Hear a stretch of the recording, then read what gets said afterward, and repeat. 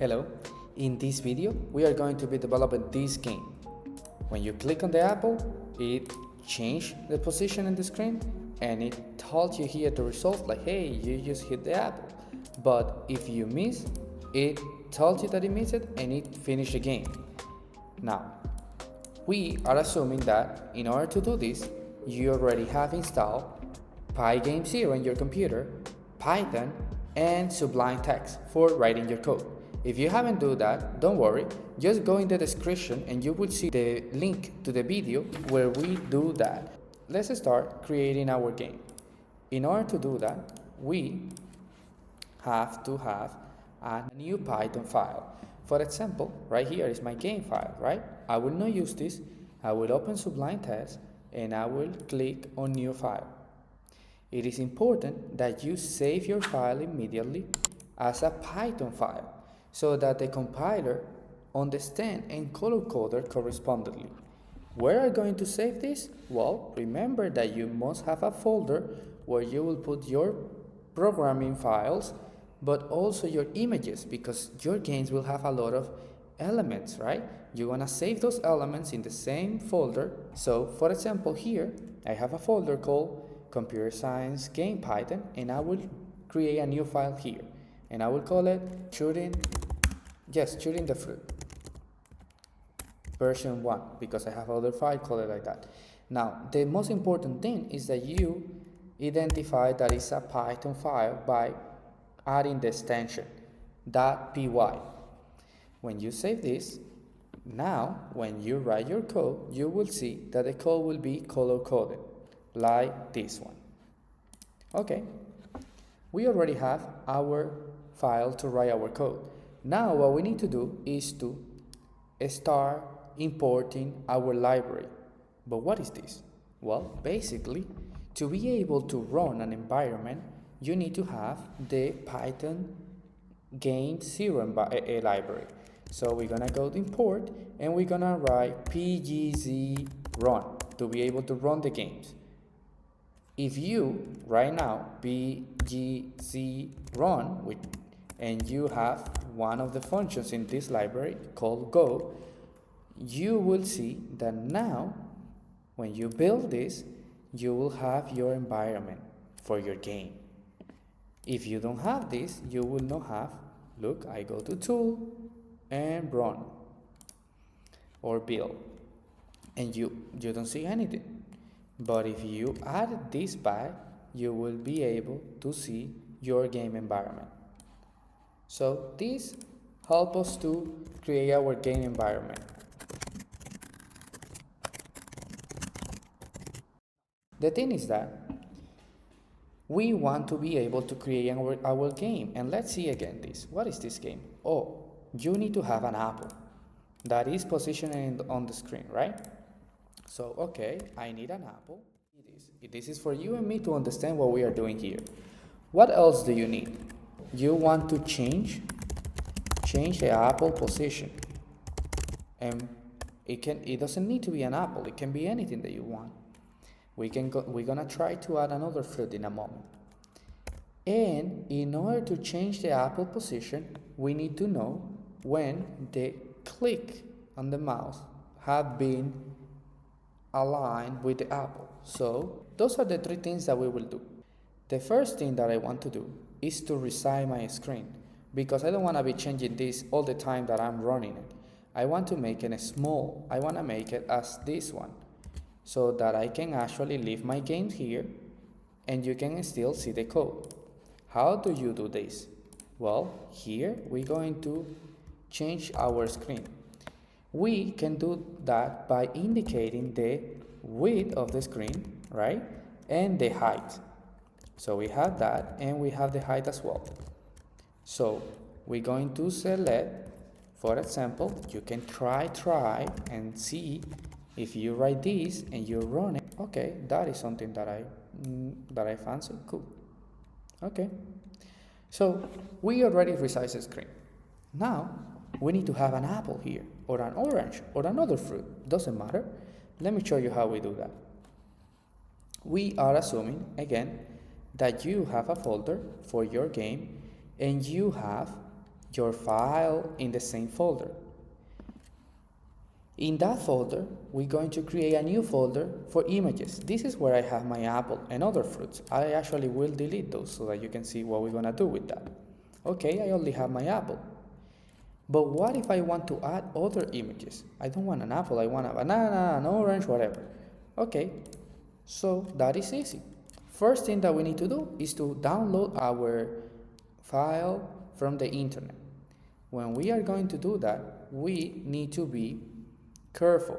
We want to have an image that have a transparent background, because if not, instead of just having the fruit, you will have a background that may be different from the color of the background of the game. You don't want that. So indicate this. I want an orange icon with a transparent background. Once you find yours, you just right click and download. When you download, you want to put that in your image folder. So here, I want to put that in my image folder. Remember this, we want to keep it in the same place. Okay, so we have download our file from the image.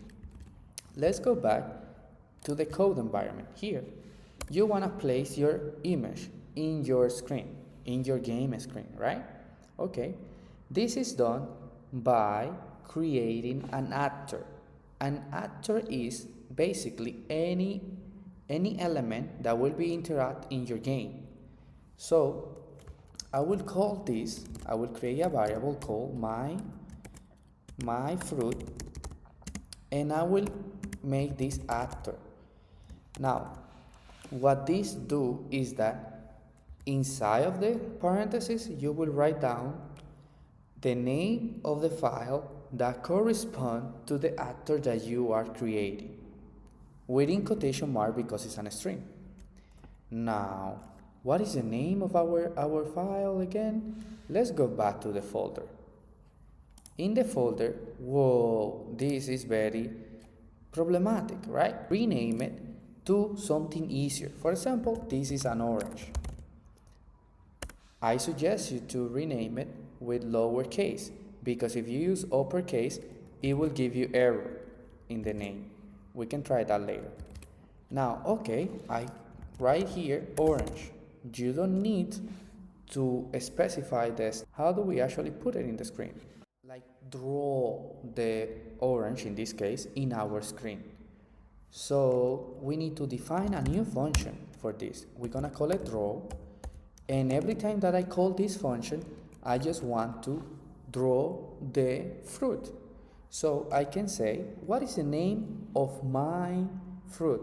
It is not orange, that's the name of the file, but the name of my fruit is this, because this is the variable that inside have saved the actor that looks like, in this case, an orange, and the file name is called orange. So let's write here my fruit that draw. Here you have your functions, draw. Okay, let's see how this works. I will go back to tool and build, and there you have an orange. Whoa, this orange looks so big. Wait a second, let me just change this for the apple, and let's see that. What happened? Let's run this again. You can use Command B to run it again. Okay, that looks better. So maybe when you download your file, you need to resize it. How can we know this? Okay, let's go and see the information. You see here the size 512 by 512, and then let's see the orange. You have 102 by 100. So since like having this as 100 will be better. But how can we do this? Well, easy way is to go back to your browser and write a resize PNG, resize image online, resize file, and you can open any of these that comes out. I open already this one. So what I want to do is that I want to load my image here, and I want to see the resize image there after I identify my dimensions. Now that is, okay, I want this. I want to save this and I want to download this. I have to click on download and wait for those 10 seconds. Going back to our environment, we're going to write orange. And here, we're going to build our program again. And ta-da! We have an orange. Okay, so we resize our screen already. We were able to place an element, in this case a fruit, on the screen. Stopping for a moment here, I remember I would like to change my background color. My background is under the object screen, and I can change the background color here. So I will change it with the fill function, and I want to say, okay, I want to change this to white. Let's run this again and see. Perfect. We have now a white background and we have the fruit. But every time that I click, nothing happens, right? We want to be able to read this. We want to be able to read that the position of the orange and the mouse is the same. In this case, actually, we change this to fruit instead of orange, right? Now, we want to check if the fruit position and the click, the mouse position when you click is the same. You want to say like, hey, score, right? So let's check on this. We wrote it here in our steps, right? Let's do that by creating another function where we, for example, on mouse down, basically when the mouse, you click on it, you want to capture the position. And when you capture the position, you want to compare this. Is the position of the mouse when you click the same as the position on your fruit? Let's see. So you have a if, and what do you have? Well, I have my fruit. And in Pygame0, you have a function that is check for collision. So collide point with what? Well, I want to check the collide point with the position of the mouse when you click. If this is true, I want to print something on the screen. Let's say print, you want to print a score, right? So if I click and the position of the mouse is the same as the fruit position, because this is my variable when I say where I save my actor, then I want to print a score. Let's run this. Okay, you see here there is nothing. Once I click, it says a score. If I click outside, it doesn't say anything right now. If I click in the actor, it will say a score. Okay, that was good. Now we just want to have another message. That is, if I click somewhere else, aka else, you want to say, okay, else, what do you want? I want to print miss. Oh, you missed it. Let's see if this works.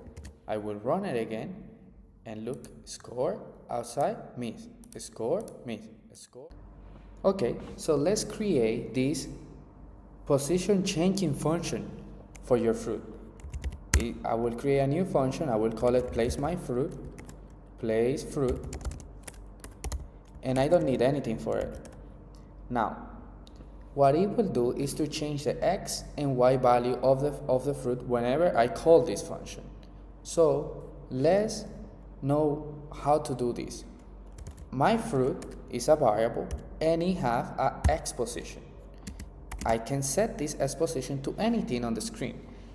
Right now, the screen, the total width is here 450. So let's put something like 300. And then change the y value as well. And let's put something as, let's say, 300 as well. All right? If we run this, still the fruit is here. Because we haven't changed this. You haven't called this function. So I will copy the name of my function and I will call it here. Wherever you click on the function, it will recreate. So it will start in one point, but it will then create it here. So let's run it now.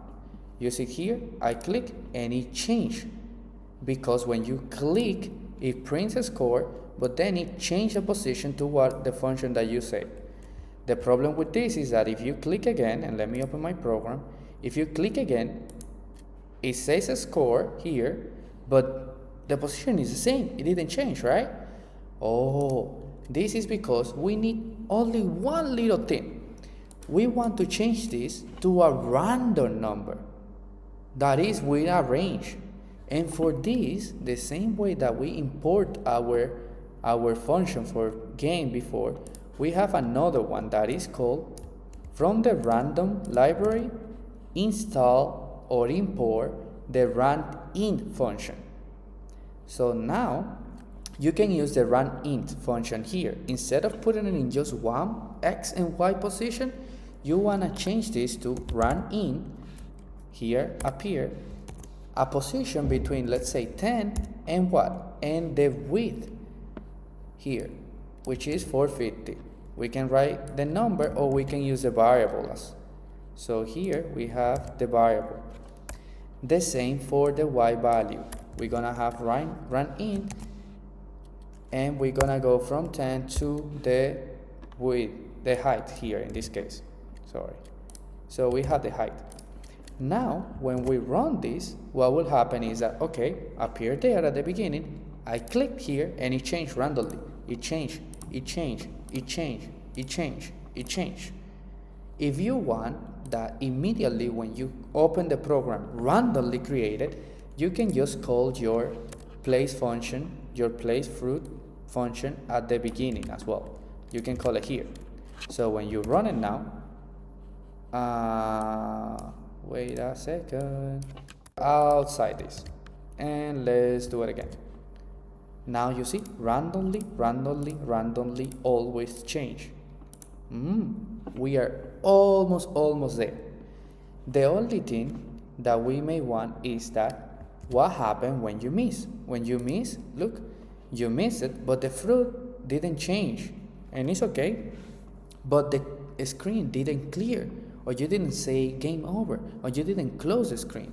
So what we want to do for this, and with this we finish, is that in our drawing function, if you click else here, which means that you miss, you want to quit the program.